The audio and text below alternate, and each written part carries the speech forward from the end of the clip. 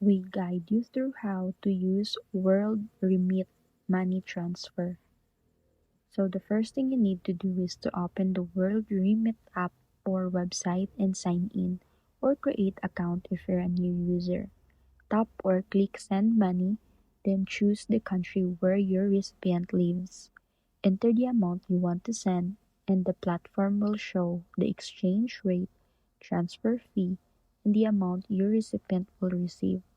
Next, choose your preferred delivery method such as bank deposit, cash pickup, mobile money, or airtime top-up depending on what's available in the destination country.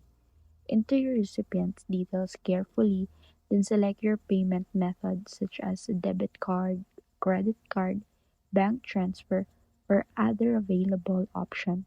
Review all the information to make sure everything is correct before confirming the transfer. Complete the payment and you'll receive a confirmation along with tracking reference so you can monitor your transfer. Your recipient will also be notified when the money is ready to collect or has been deposited.